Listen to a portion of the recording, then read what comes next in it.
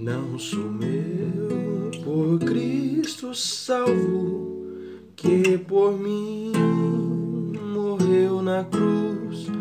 Eu confesso alegremente que pertenço ao bom Jesus. Não sou meu, ó, não sou meu, bom Jesus, sou todo teu, hoje mesmo e para sempre. Bom Jesus, sou todo teu. Não sou meu, por ele remido, quando o sangue derramou, na sua graça confiando, que minha alma resgatou. Não sou meu, ah, não sou meu, bom Jesus, sou todo teu, hoje mesmo e para sempre. Bom Jesus, sou todo teu, jamais meu, a ti confio tudo quanto chamo meu, tudo nas tuas mãos entrego, meu Senhor, sou todo teu. Não sou meu, oh, não sou meu, bom Jesus, sou todo teu, hoje mesmo e para sempre.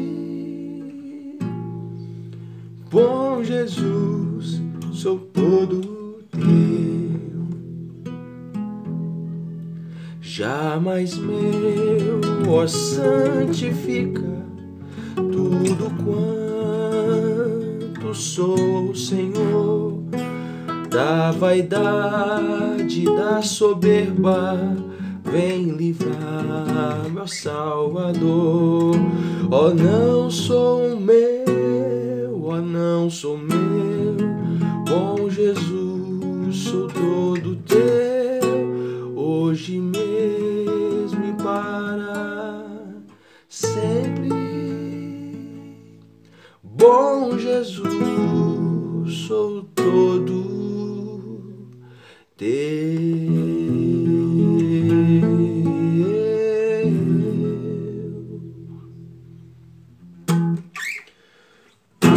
Bom dia, como é que está seu coração? Tudo em paz? Já orou, já leu a Bíblia hoje? Hoje eu estava meditando sobre o Salmo 19. Nesses dois versículos maravilhosos aqui. Versículo 12, versículo 13. Quem pode perceber os próprios erros? Purifica-me e os que ainda não me são claros. Da mesma forma, livra o teu servo do orgulho, para que ele nunca me domine. Então experimentarei a integridade e serei inocente de grande transgressão. Orgulho, vaidade, arrogância, falta de humildade são pecados que muitas pessoas cultivam durante anos, muitos e muitos anos. Nunca glorificam a Deus quando são elogiados. Nunca se arrependem de sentir aquele calorzinho da vaidade quando recebem algum elogio.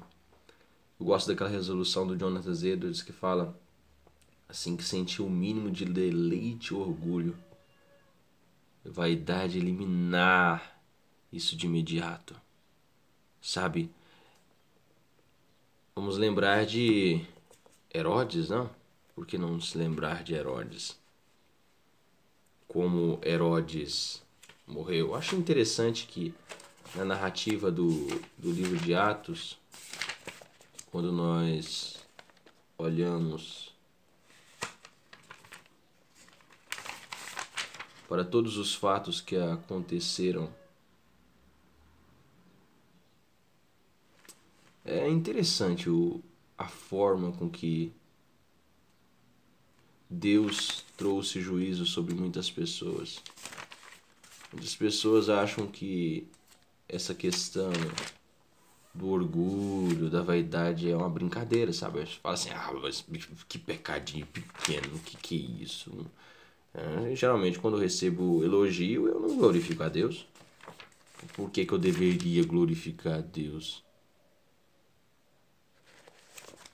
Vamos lá, Atos dos Apóstolos, capítulo 12. Lembrando que o início, para você entender a seriedade do que estava acontecendo, no início do capítulo 12 nós vemos, olha só, mandou prender alguns que pertenciam à igreja com o objetivo de maltratá-los e matou Tiago, irmão de João. Lembra? O que escreveu o Apocalipse, o Evangelho, o discípulo a quem Jesus amava. Por execução ao fio da espada, decapitação. Observando que essa atitude agradava aos judeus, prosseguiu. Ou seja, Herodes já vinha de uma série de erros absurdos e o seu coração cada vez mais impenitente, mais rebelde. E numa jogada política ele fez uma decisão que agradava a maioria, digamos assim, que os cristãos não eram a maioria, era a minoria.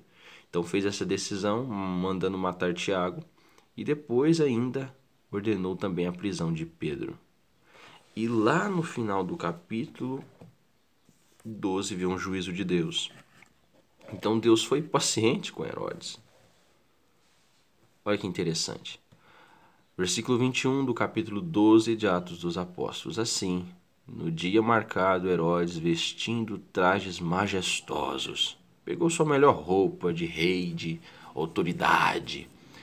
Imagina como a multidão estava alegre com as decisões políticas de Herodes, né? Mandou matar Tiago, depois mandou prender Pedro. E apesar de o Senhor ter libertado Pedro, tirado ele da prisão, e Herodes com certeza não deve ter ficado feliz com isso, mas mesmo assim a morte de Tiago deve ter, não confundir esse Tiago aqui com o irmão de Jesus, né? O líder da igreja em Jerusalém. Esse Tiago aqui é o irmão de João, que escreveu o Apocalipse. O interessante é que ele vestiu a melhor roupa, assentou-se no seu trono e proclamou um discurso ao povo. Eu imagino ele usando aquela voz, sabe? Caros compatriotas e súditos judeus. Aí todo mundo, E o que a multidão começou a gritar? Gritar. Eis que é um Deus e não um simples mortal que nos fala. Mas considerando que Herodes não ofereceu glória a Deus, no mesmo instante um anjo do Senhor o feriu e ele morreu, comido de vermes. Todas as vezes que eu leio o Salmo 19 ou eu leio sobre vaidade, soberba, eu me lembro dessa passagem do livro de Atos. Herodes não deu glória a Deus e morreu comido de bicho. E veja que Deus foi paciente com Herodes. O Senhor poderia matá-lo antes de ter permitido que ele mandasse decapitar Tiago e prender João. Mas mesmo assim, Herodes deixou a vaidade, o orgulho, a soberba dominá-lo. E essa é uma grande transgressão, um grande pecado. Muito grave. É como se a taça da ira de Deus tivesse enchido para Herodes e Deus deu um basta. Eu creio que de todos os pecados, os que mais afrontam a Deus é uma pessoa ser elogiada e ficar calado. Deixar, sabe, aquelas palavras entrarem dentro do seu peito. Porque não importa em que nível espiritual você esteja, não importa quem você seja, não importa quantos anos de cristão você tenha. se você não souber lidar com elogios, com medalhas, com troféus, com reconhecimento, você vai se destruir. Um dos grandes problemas dos neófitos, dos novos convertidos, que Paulo alerta ao seu amado filho na fé, Timóteo. E eu creio que esse é um dos motivos pelos quais não se deve deixar qualquer pessoa servir numa igreja e etc. Esse eu creio que é um motivo bastante sério, deve ser observado, algo muito sério. Porque muitas pessoas simplesmente acham que o diabo, Satanás, não vai tentar vencer as pessoas nessa área, mas ele sim tenta. Vamos lá. 1 Timóteo, capítulo 3. Esta é uma declaração digna de todo crédito, ou seja, é importante, preste atenção.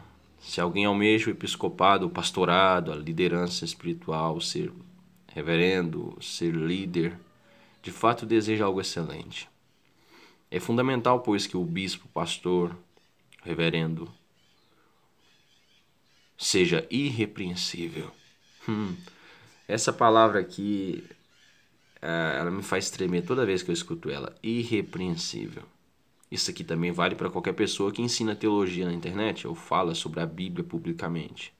Marido de uma só esposa, equilibrado, tenha domínio próprio, seja respeitável, hospitaleiro, capacitado para ensinar. Não deve ser apegado ao vinho, nem violento, mas sim outra palavrinha que me faz tremer todinho. Amável. Oh, meu Deus. Duas palavrinhas para meditar hoje. Irrepreensível e amável. Irrepreensível e amável. Pega o dicionário, dá uma meditada hoje nessas duas palavras. Pacífico e não amante do dinheiro. O bispo deve também governar bem sua própria família, sabendo educar seus filhos a serem submissos com todo respeito. Porquanto, se alguém não sabe governar sua própria família, como poderá cuidar da igreja de Deus? Vamos lá, a lista não para. Não deve ser recém-convertido, neófito, a fim de que não se ensoberbeça e caia na mesma condenação em que caiu o diabo. Também é necessário que tenha bom testemunho dos de fora, para que não seja envergonhado nem cair na armadilha do diabo. Interessante, né? A condenação do diabo seria: o diabo é o acusador, Deus é justo.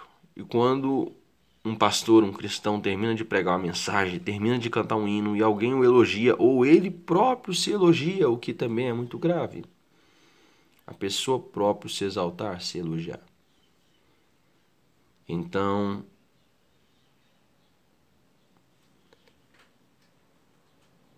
o diabo acusa essa pessoa.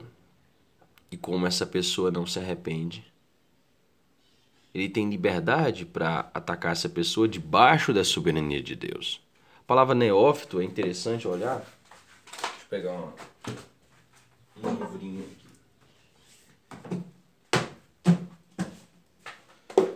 A palavra neófito é interessante dar uma observada. É interessante dar uma observada.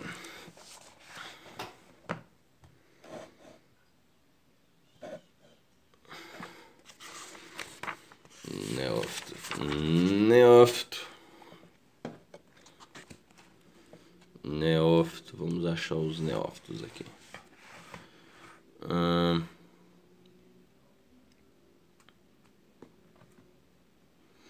Aqui, ó. Não.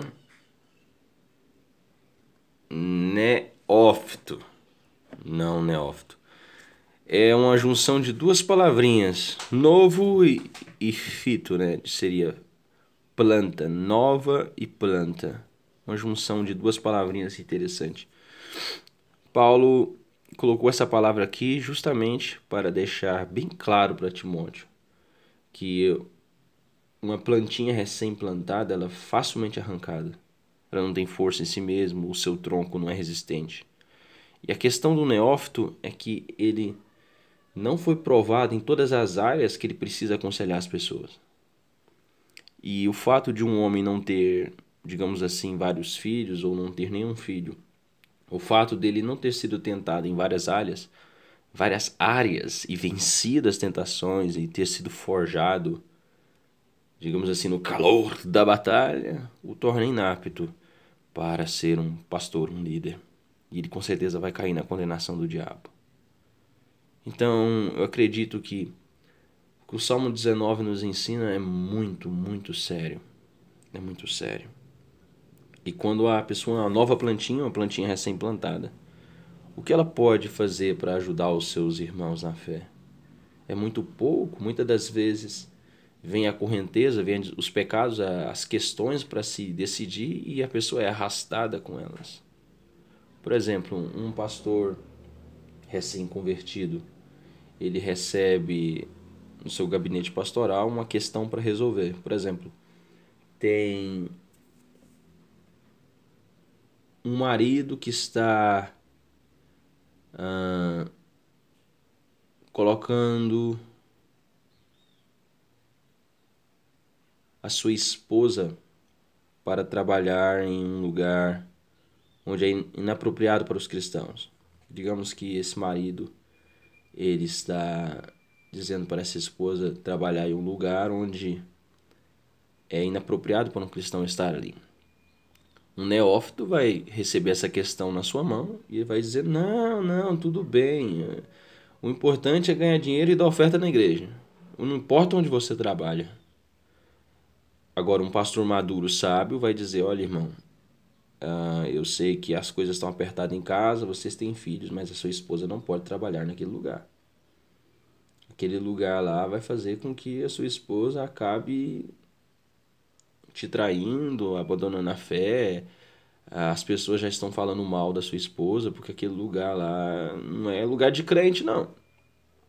Então, veja, um neófito ali não vai saber reagir e agir em várias situações, vai dar maus conselhos, vai destruir vidas.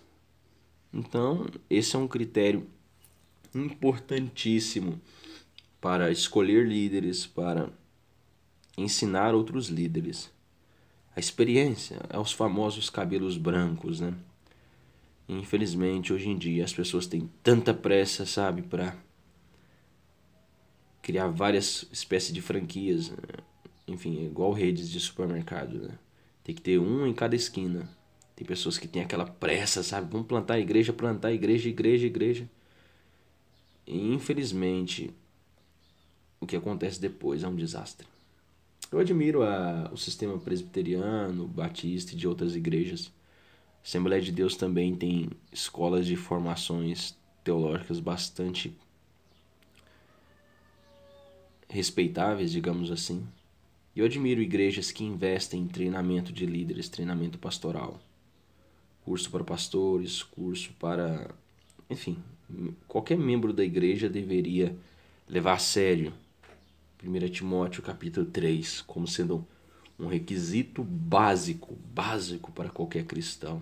Infelizmente as pessoas tratam o capítulo 3 de Timóteo como algo sendo só para líderes, pessoas com cargos, etc. Mas eu creio que 1 Timóteo também está direcionada a qualquer cristão. Todos os cristãos devem observar esta carta como sendo palavra de Deus para ele, boca de Deus, para que ele possa viver em santidade. Procura te apresentar como obreiro aprovado, que maneja bem a palavra da verdade, que não tem do que se envergonhar e maneja bem a palavra da verdade. E meditando no Salmo 19, gostaria de fazer um convite a você hoje. Leia o Salmo 19 e veja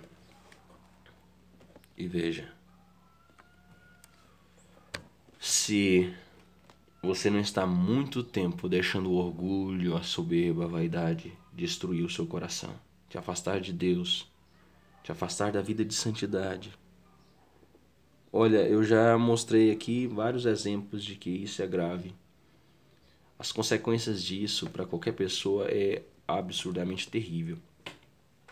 É como se você estivesse atravessando a fronteira de um país com um monte de mercadorias